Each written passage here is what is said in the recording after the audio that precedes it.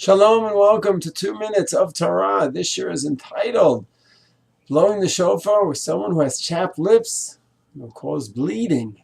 So the shaila is supposed to be with an amazing case. I hope it's only theoretical, but let's say a tzaddik goes ahead and blows shofar and a machlaka in the hospital. He goes from room to room to room and his lips are sensitive and his lips are beginning to bleed. It's not such a far-fetched case. So the fact is, when you do something on Shabbat or Yom Tov and you cause bleeding, that's chovel, it's causing injury. Shin Tet Zayin, and the Shulchan Aruch talks about Seidah, hunting, trapping, and injuring and causing blood. And that's why a person who brushes infrequently, and whenever he brushes, he has dam on his gums, he causes his gums to bleed, that's a problem.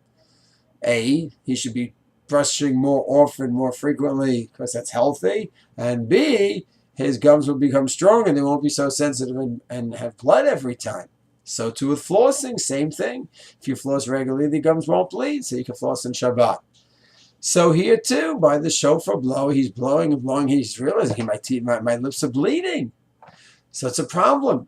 So there's a few points here. First of all, number one, we have to explain the concept of Davar, Sheaino, Mitkavain, and Raisha. Davar, Sheaino, Mitkavain means that I go ahead and I do an action which may or may not result in a Melacha. So the Gemara, Raisha, Shofar, Paskin, I could drag a chair. I could drag a chair on the ground if it's a light chair and may or may not make a furrow in the ground. So I might be halachically over plowing. I may not be. It's called a Davar Sheaino Mitkavain. I don't have it in mind. It's not my purpose. So therefore it's fine. Just like brushing teeth. If it's not necessarily going to happen, it's not going to cause bleeding, it is fine. It's Davar Sheaino Mitkavain. If it's inevitable, that's called a Raisha, then I have a problem.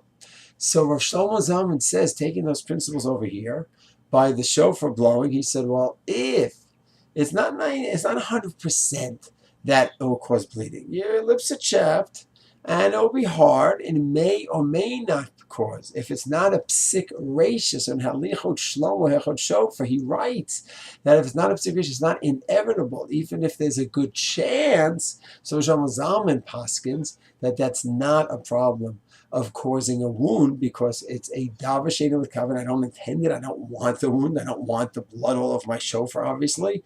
And it's not inevitable. So Rosh Hashana says that psik reisha literally means it's inevitable. And here, if it's not inevitable, then there's no problem of psik reisha. It's still in the category of Davar Sheaino Mitkavain. I do an act which has unintended results.